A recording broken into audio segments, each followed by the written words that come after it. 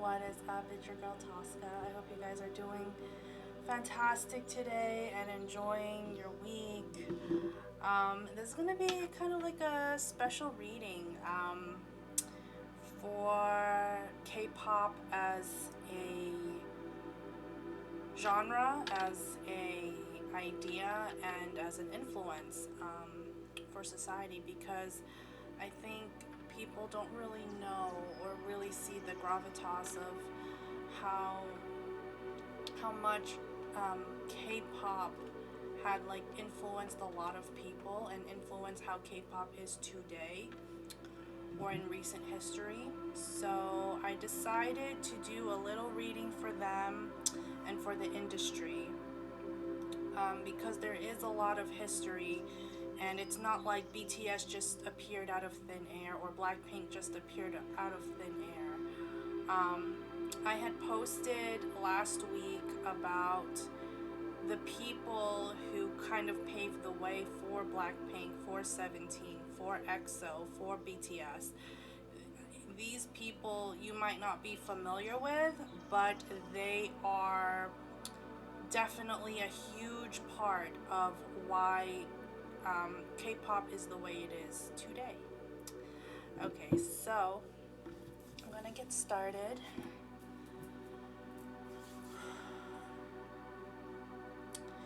There's definitely, and I'm gonna be honest with you guys with this one, there's a lot of cultural differences and things that are lost in translation from K-pop to you guys, to the fans.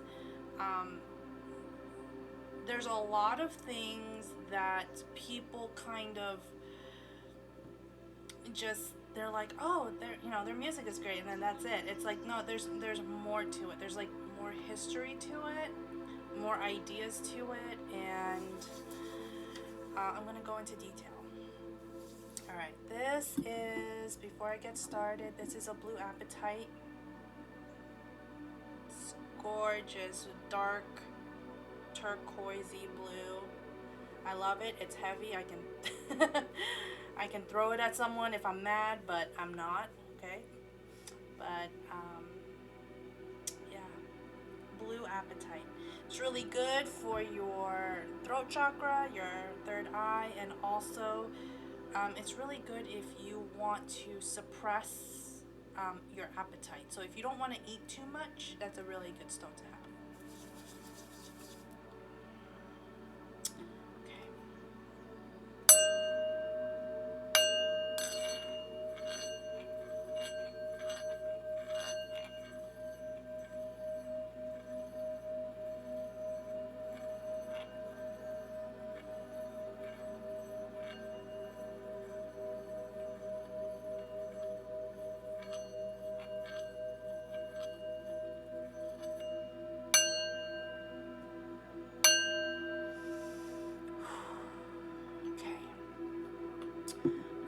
I really wanted to do this video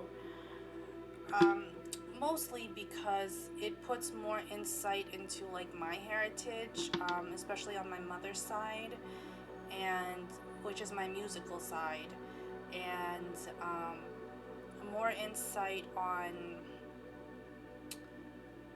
how you guys kind of like got into it. Like, I feel like the fans should get kind of like a little bit of insight on their energy too. So there's gonna be a little back and forth. So I hope this kind of opens your eyes to new information. Okay, this is my Crystal Angels Tarot. It's a message. What message do you have for my collective today?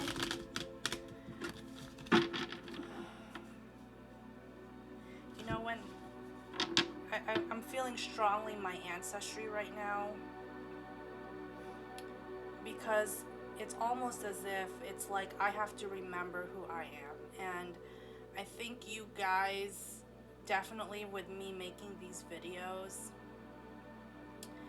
it made me realize, like, don't forget who you are. Like, don't forget your lineage. Yeah, you could be the first one born in America in your family, but you are still Korean. You are still Filipino. Like that Asian heritage, it's like it's around me, like, and I feel it like very strongly, like it's part of me, like, and I can't, it's in my DNA, I can't deny it, you know.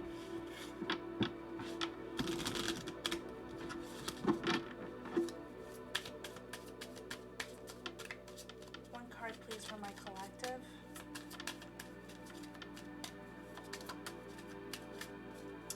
Also, thank you guys so much for liking, sharing, and subscribing. I truly appreciate it. Okay. Alright. Shara. Sharo. I have no idea how to pronounce that, but it says, spiritual protection. You are being watched over and protected physically, emotionally, and energetically.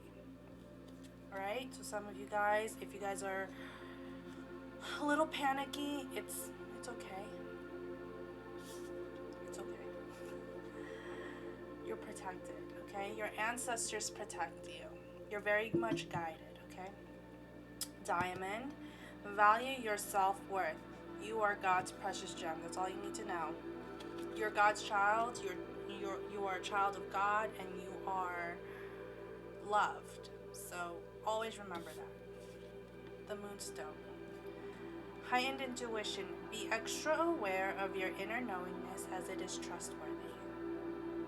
It's trustworthy, you guys. Follow your intuition. Okay, before I get started, I am going to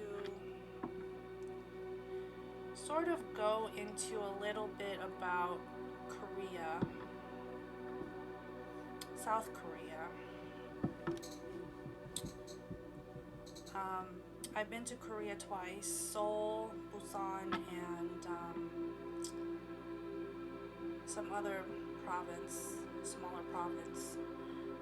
A little bit about my heritage. My mother is Korean. My father's Filipino. And I learned a lot about my heritage growing up, and that was fully enforced on me. Like, I had no choice. That was the life I had manifested when I came to this earth. Like, yeah, I grew up in New York City, in Brooklyn, but I learned very much that I had to know my language.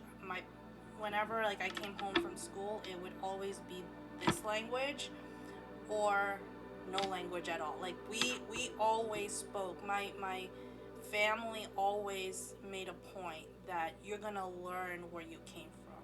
You're gonna learn the traditional values you came from, and that's a very not American, but it's a very like Asian American culture. So a lot of Asian American people would probably say, yeah, my parents were very close knit. Okay, so 6 cards please for my collective. Korea, I had an uncle in Korea, and some of you may not know this, but Korea in the early 1900s was actually a part of Japan. So Japan, the Japanese occupation in Korea, it was very violent.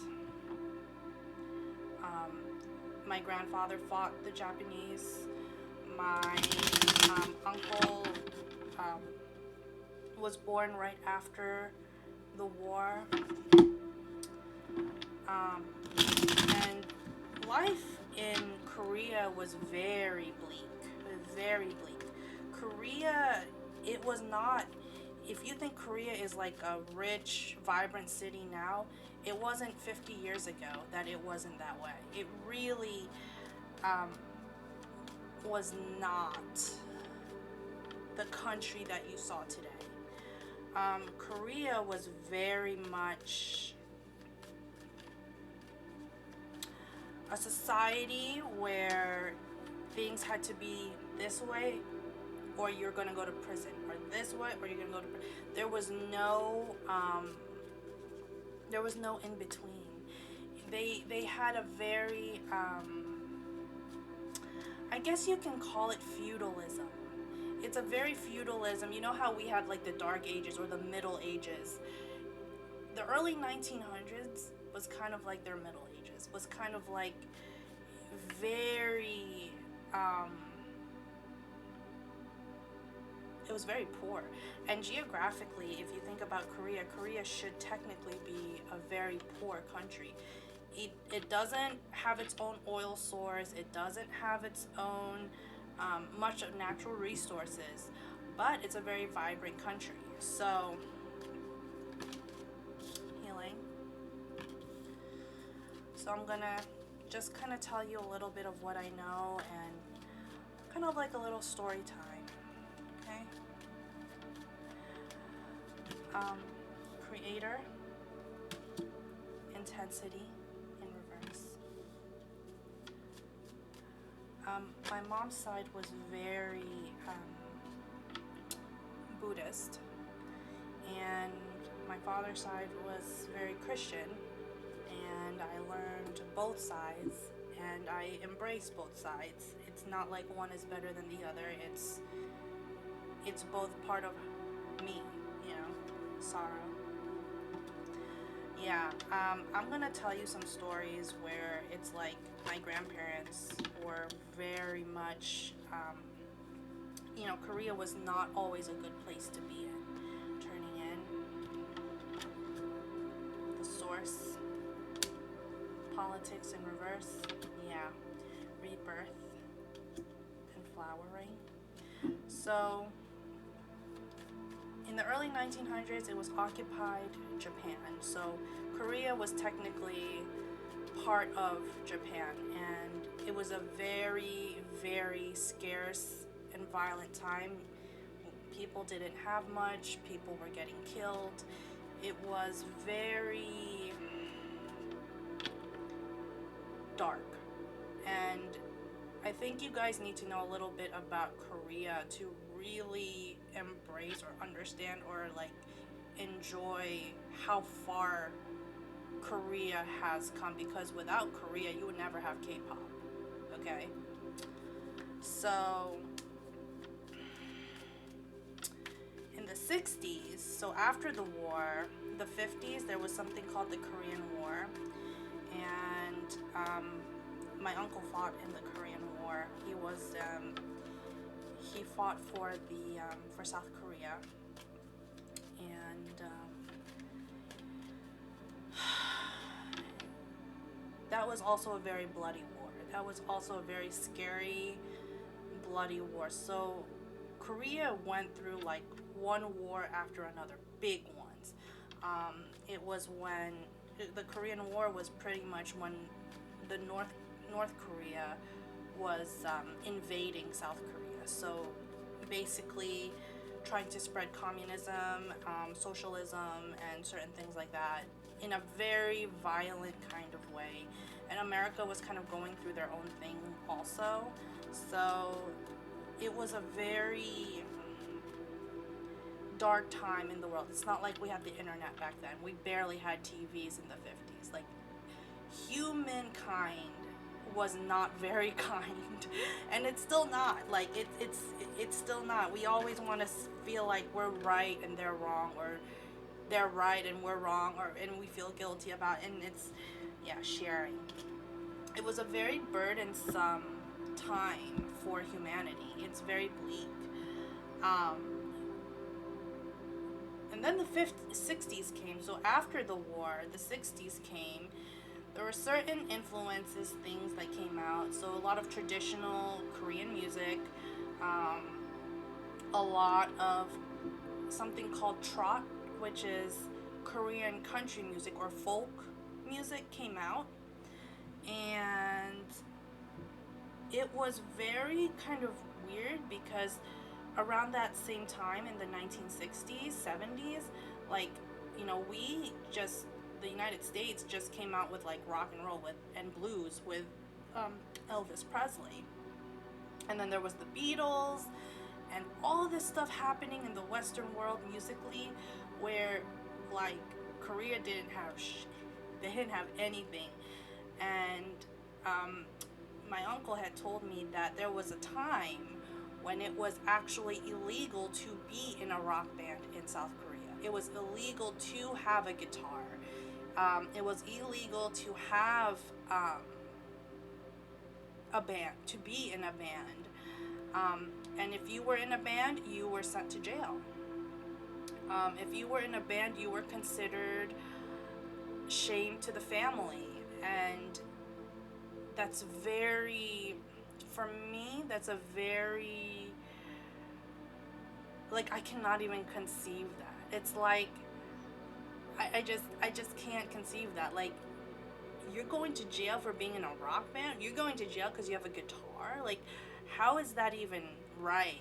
So, definitely a lot of, like, Korean culture and traditions that were like, this is what we're gonna do, this is what's right for our society. We're not gonna have that rock and roll, we're not gonna have, you know, guitars, we're not gonna have drums, we're not gonna do any of that.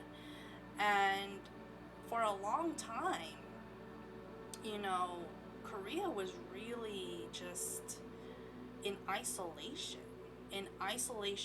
There was no growth, not much. A lot of it was industrialized, but it wasn't developed. So it was trying to get out of like a poverty kind of way, but it's like it's kind of hard to get out of this, you know, especially when you get out of like two huge wars.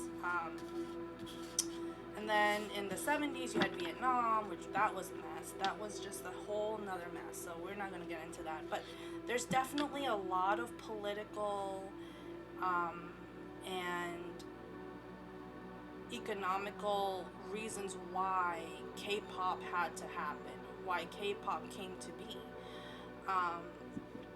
So it's not just, oh, for the fans. It's really, if you look at it, it is for Korea.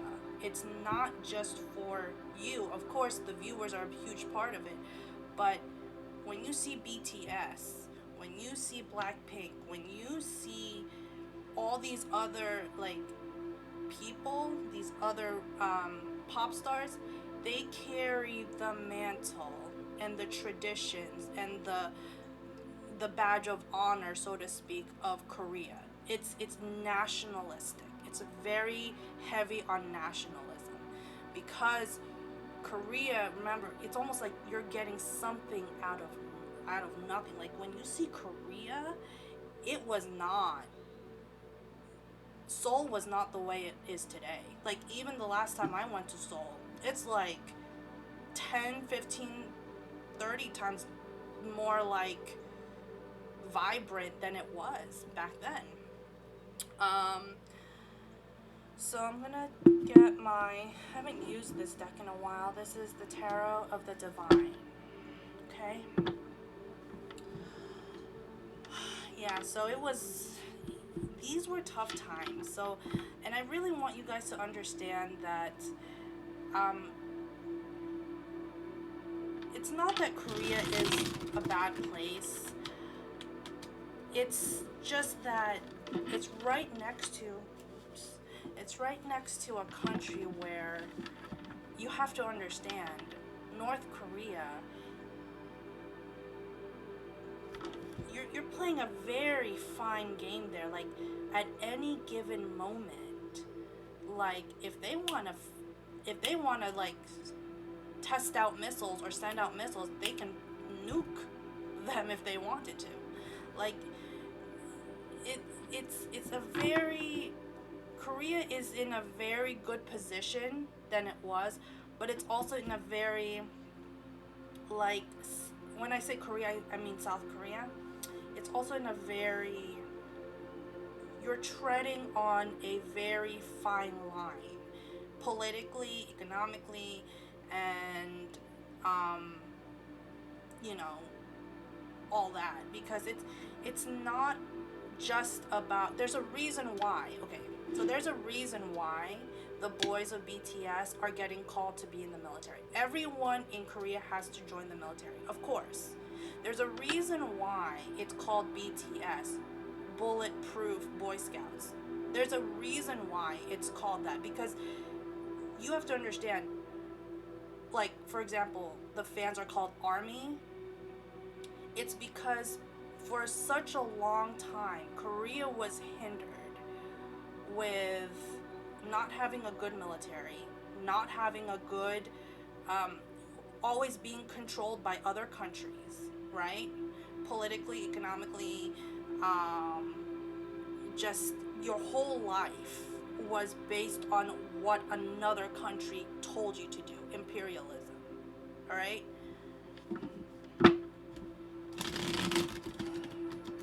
It's there's a reason for all of this, because this is kind of like their form of saying, look, we made it on our own. Us as Korea, as South Korea, as a society, we made it, you know. And BTS happens to be the front of that, or Blackpink happens to be the front of that. But the lineage, the ideals that led to K-pop as it is today, you know, it wasn't always that way. It was very, you have to understand, there were other K-pop stars that came way before Twitter, that came way before Instagram, that came way before the internet. And they've been working hard as hell to make sure, like, that Korea would be, like, kind of vamped up. So it wasn't really until the early, I think it was it 1987 or 1989 when the Olympics was in Seoul. So there was an Olympics game in Seoul in the late 80s. And it was then and only then where it was like, okay, let's put Korea on the map. It's almost like now we have like something to say. Now we have a voice in the world stage.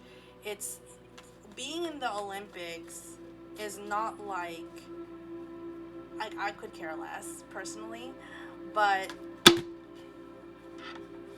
sorry, but it's almost like when you're in the Olympics, you're already like part of the world stage. It's like, okay, we acknowledge that you're here, you know, to a cups. Yeah, we see you. We see what you have to offer. We see what you can do.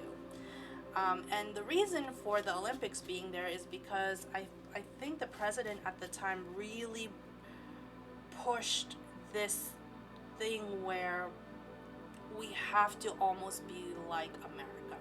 It's like, if we want to see Korea succeed, we need a democracy. We cannot live in this imperialistic, you know, feudalistic kind of mentality. We have to give power back to the people. And when that happened, and votes, people started to vote, people started to do all those things, it became something like, oh, okay, so now we're seen, now we're known, now, like, Korea is kind of on the world stage. You know, we see what Korea has to offer. At least the Western world sees what Korea has to offer. Yeah, the emperor.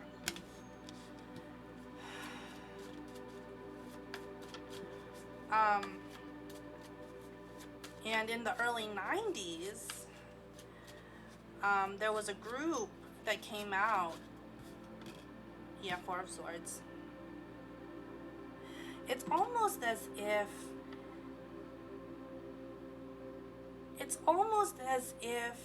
like, as a whole country, like, we may have like lost wars, we might have lost people, a lot of casualties, but we still remain the same. We remain Korea. A place like Korea is homogenous. It's a homogenous society. Same thing with Japan. Very homogenous, very, this is how it is, this is how we're gonna do things. If you think about Japan, in World War II,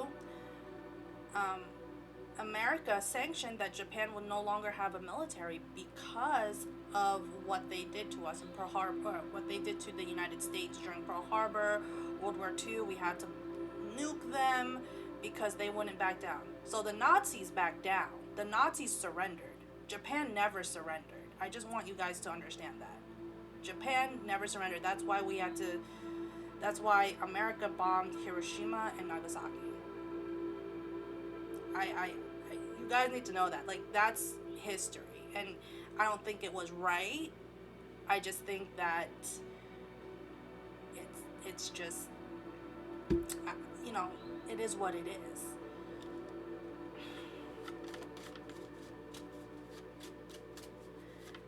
It is what it is. It is what it is. Yeah. The High Priestess. You can't turn back time. But same thing with Hiroshima and Nagasaki. They became booming cities after years of being bombed. Like, they really cultivated their innovative side and made Hiroshima, if you see Hiroshima today, it's completely different from when it was in 1944, 1945. It's completely different. And because Japan did not have a military, they put all of that energy and work into technology.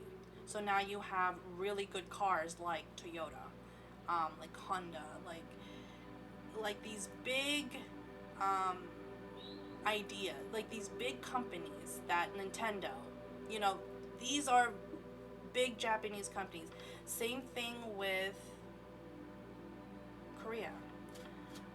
Korea, and I will always have a Samsung, okay? Because for me, it's a badge of honor to have Samsung appliances, because Samsung was considered to be the miracle of Korea. It was no K-pop that was the miracle. The miracle of Korea is Samsung. Samsung started out really as a soup, a little corner store that sold soup, right? That surpassed. The owner didn't think that the legacy would continue, but it continued. It started to develop things, develop cookware, develop different things, and it surpassed time. It surpassed the war. So even during World War II, even during the Korean War, even during all those times, like, Samsung stayed kind of like above water. So it was kind of like that small miracle that began to kind of grow. If you see like any new phones, you will always see BTS or Blackpink kind of promoting or being on their commercials, because again, it's a badge of honor. It's like, this is Korea. This is who we are. You know, we work together. We do business together. We focus on each other, and we make sure that both of us succeed. You know, so if you, it's a very it's very interesting, the energy that I'm getting, because I think a lot of you don't really, maybe not really see it that way, but culturally, we would rather do business with our own than with other people, you know. And when I say we, I mean Koreans. Judgment, yeah. In the 80s and early 90s, LA was a really big,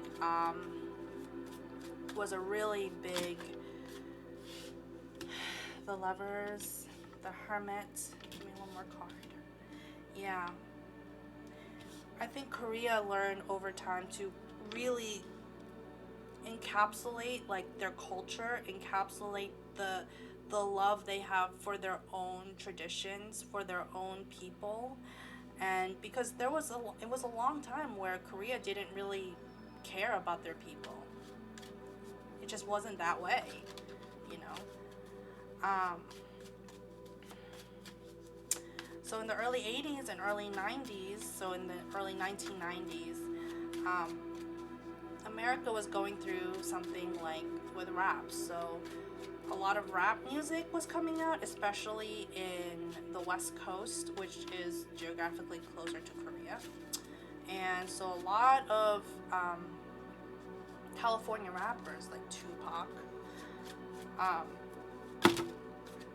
and all of them were very, Night of Cups, were very influential. There was a band, there was a rap group called Solid. They were a Korean band that brought rap music to Korea. And so it was almost like interchangeable.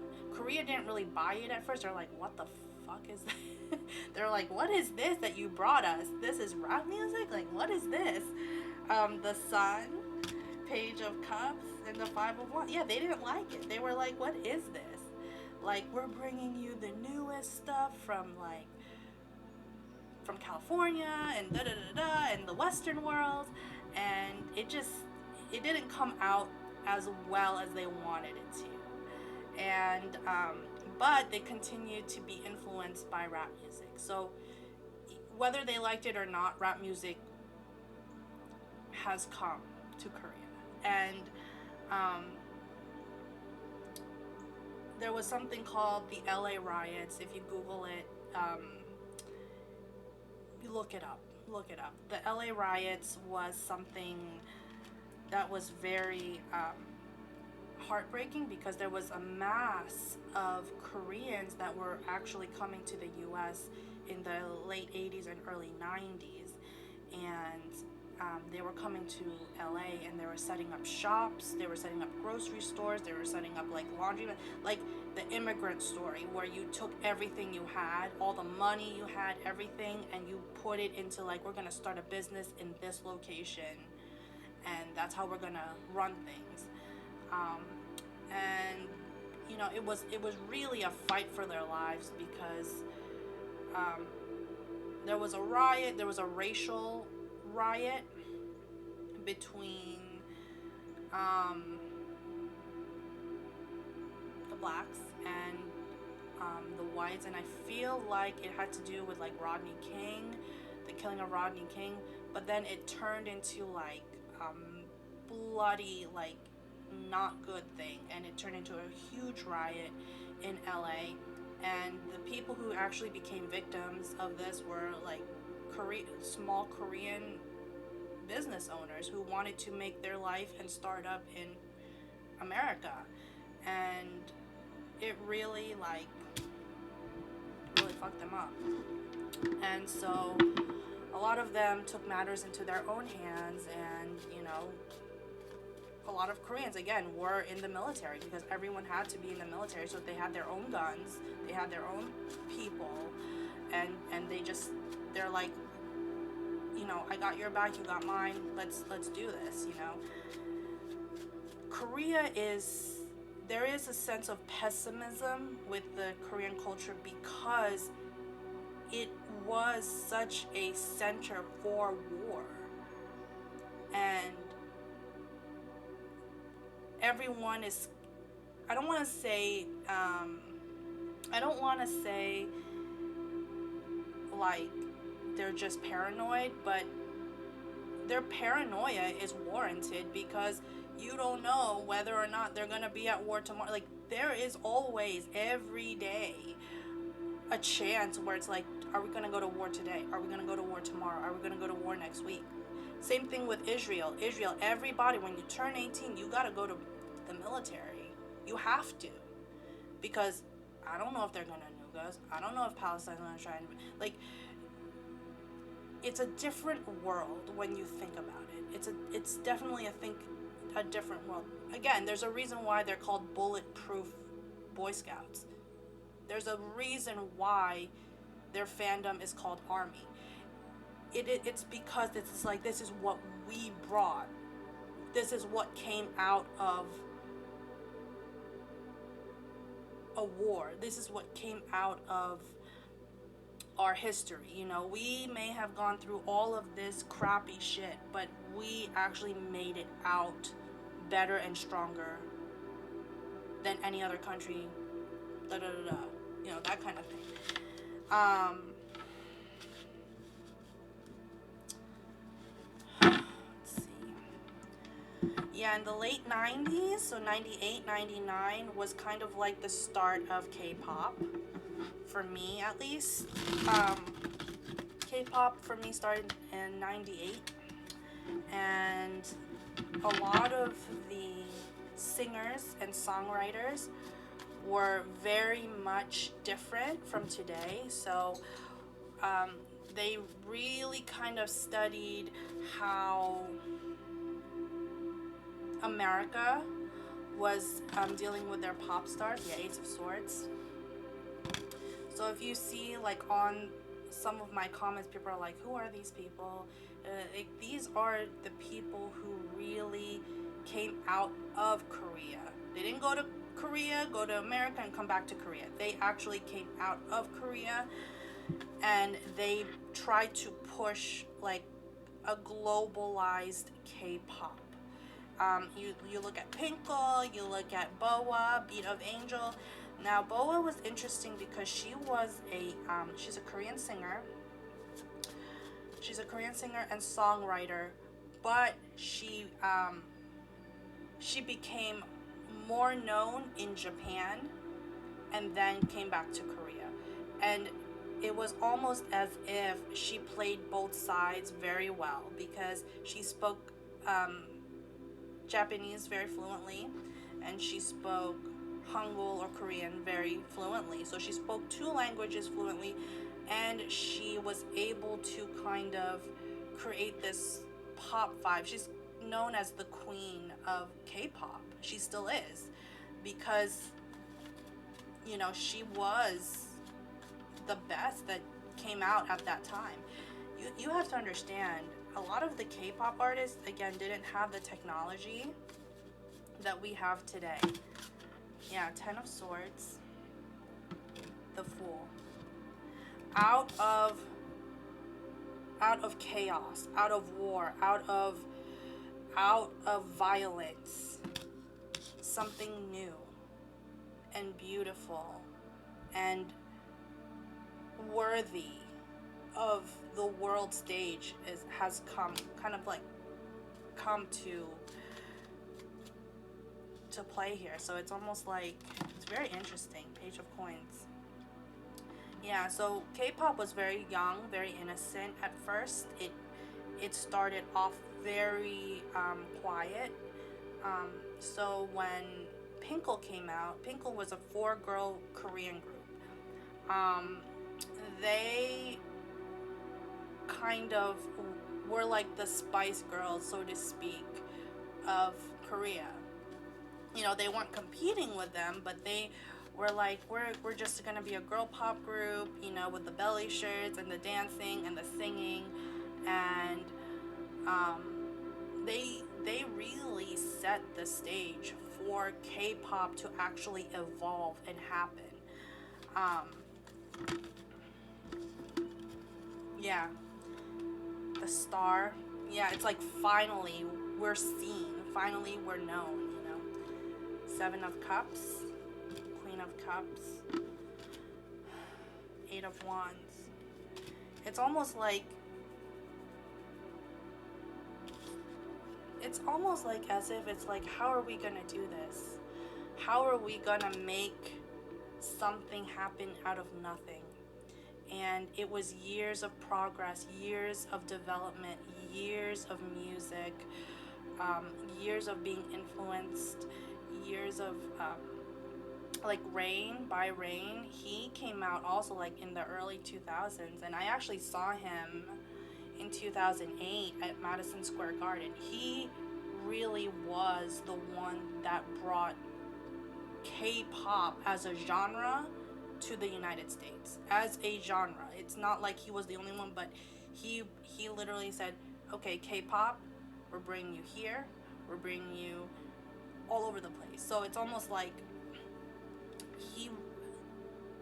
I remember like seeing him and knowing that he lost his mother, he lost he didn't really have a father figure. He really did things on his own. And for him to be like a solo artist, you know, in Korea, to be an artist like that is it's a little cringe for your family. Like families in Korea, they're like, you're gonna be a doctor, you're gonna be a lawyer, you're gonna be this. I mean, because Samsung is such a huge company, they are literally the ones that give out the test, in schools to tell you if you can work for their company. If you work for Samsung, then you're set. If you can work for Samsung in Korea, then you're set for life. But if you have to work for like Hyundai or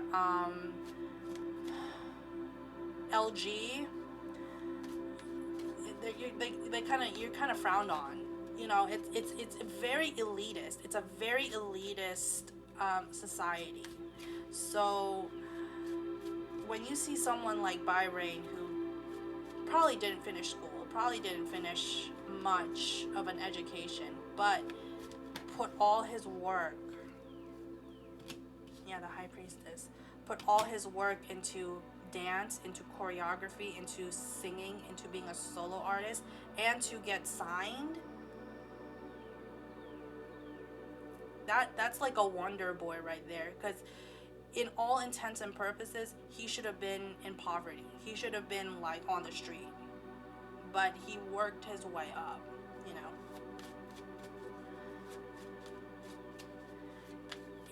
There's a sense here of, you know, there's a sense here of a beauty of gaining your, kind of like having your voice heard without a platform.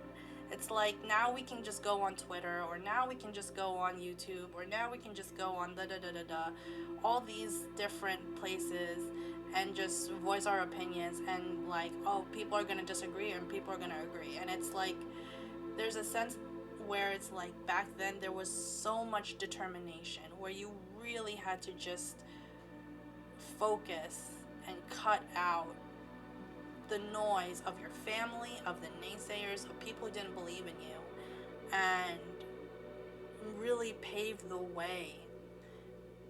I don't see that Rain really saw the influence that he has given. He's a producer now. He's like in his mid-40s. He's a producer now, a music producer, and you know, he still does dances, but I don't think he really understands like the influence that he really gave to BTS, to even Blackpink, or how Pinkle influenced Blackpink. Now Blackpink can rap, and Blackpink can have all these kind of Coachella, and they didn't have that back then. They didn't have the stage of Coachella back then, but they were able to do like world tours, and people still came, because it's almost as if they made sure that Korea was going to be seen. Korea, it was not just for me to become famous. It was to bring Korea up, to level Korea up, basically. So it's definitely a sense of community here, a sense of nationalism, a sense of pride. Yeah, Queen of Wands. Yeah, the Sun, expansion. The Emperor, Page of Cups, Four of Swords, Four of Wands, and the Magician. Yeah, so they were very critical with how they wanted, like, when I mean critical, they were very on point on how they wanted Korea to kind of be seen. And they used their media, they used K-pop dramas, they used K-pop to just be like, this is who we are. You know, this is the face of Korea. And now, you know, I think K-pop brings like a third of their GDP. I mean, they bring in like multi-billion dollars to Korea, back to Korea. So that, and that's part of it. That's part of their legacy. Their legacy is not just Jungkook just appeared. No, there were years in the making, and K-pop had to happen in order for Korea to survive, to be the way it is today. Um, and it took years and years and years in the making. And when I say we have to respect them, it's because we I have to respect them. They made something happen out of pain and suffering. Could you imagine, like, out of war and bloodshed and like just craziness, you know, it's not the way it used to be. It's definitely gained more momentum in terms of um, being a very wealthy country. And you have to thank Samsung, and you have to thank the people who brought rap music to Korea. You gotta thank everybody, because this is where I feel like there is a cultural difference, because I think people do see BTS in one segment, and it's like linear, and it's just them, and it's not just them. It's a big, it's more massive than what you see. You know, it's more massive than just them. Um, Again, everything came into play. Everything happens for a reason, and nothing new is under the sun. So after BTS, there's gonna be someone else. After Blackpink, there's gonna be another one. They will keep the industry going, because the industry gives so much back to Korea's economy. They cannot stop. So your kids might be watching this, and then their kids might be like, oh, I like this other group. They're a new group from Korea. Like, that's the thing. That's like their legacy. When I like have done readings of like V or Jungkook or whoever, I was like, it's about legacy. It's about, like, it doesn't mean that their kids are going to be pop stars too. It just means that they are carrying the mantle that was passed on to them to continue their work as musicians, as artists, as famous people. Because now look, like, now they're like hanging out with Western stars. Why do you think they're doing that? Why do you think they're doing that?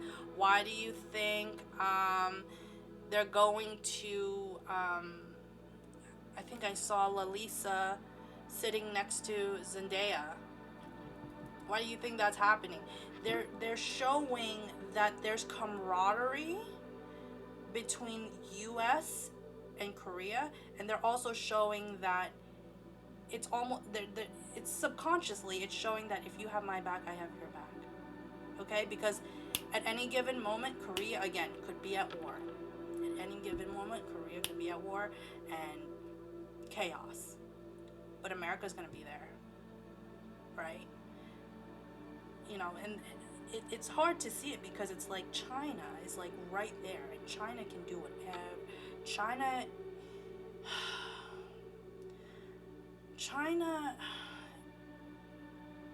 there's a lot I could say about China, but it again, North Korea is there, China's there. You know, China's gonna hang with North Korea, so it's like it's almost like I need to know, Korea needs to know, if we are going to be in chaos, will you step in? You know, U.S. It's a very, you see a lot of K-pop stars hanging with Western stars. Like, they're going to Paris, they're going to a Celine fashion show.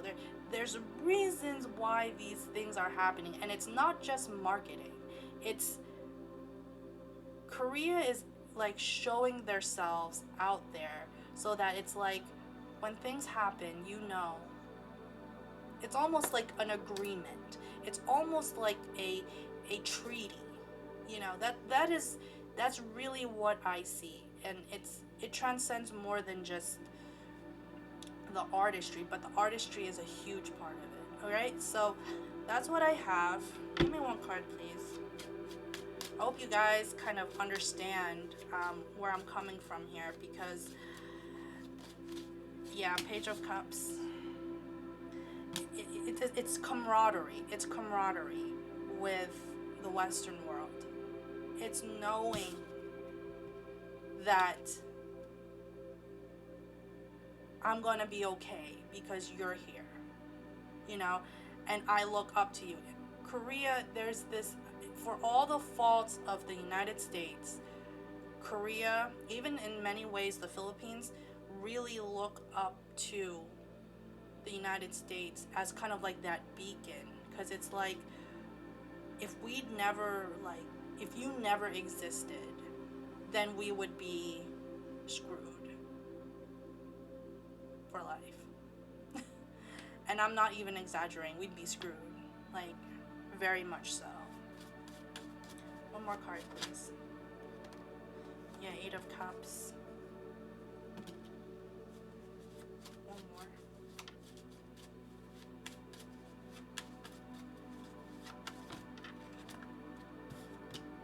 Yeah, the Moon.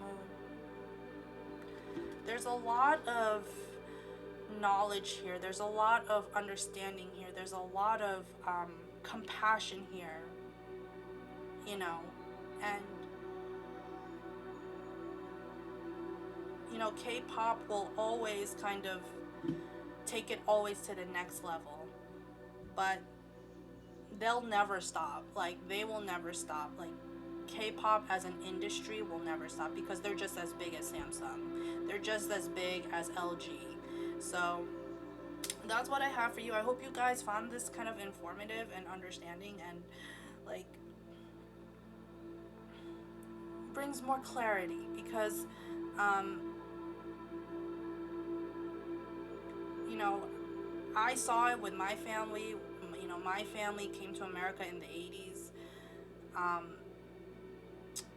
You know, there was issues in the Philippines by the time my father was like, by the time my father was in school, they were under martial law, and you know, there was a, you know, Southeast Asia was in a very critical situation, and no one really said anything about it. No one really spoke about it.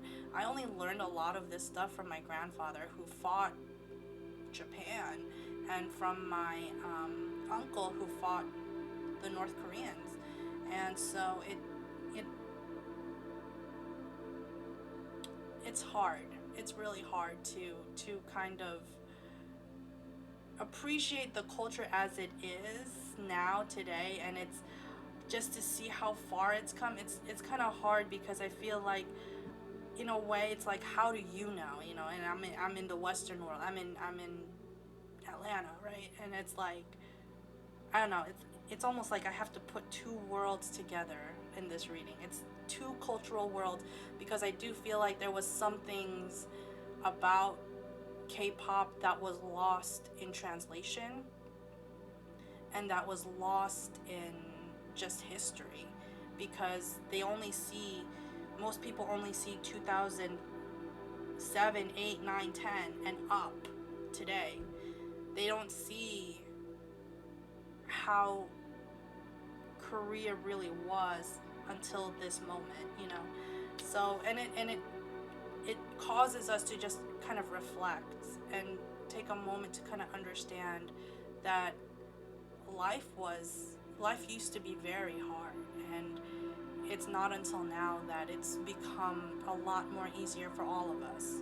So, you know, don't take it for granted, and don't take it for granted, and you know, just live your life and be grateful, because you know, not so long, 50 years ago was not a long time. 50, 60 years ago is not a long time, and your parents may have lived a life that was completely different. Of course it was completely different than what we have today. So, you know, take it with a grain of salt, but also respect these people who kind of paved the way for K-pop. Yeah, Ace of Wands, justice, respect them, honor them. Give me one more card. And I'm not saying they're always going to be right, but yeah, strength and the Knight of Swords. Respect them. Because they made the way for Korea to actually have a huge fan base, to have a huge entertainment base outside of Korea for the world to see. Okay? So, that's what I have, you guys. I hope you guys enjoyed this, and I will see you in the next video. Bye!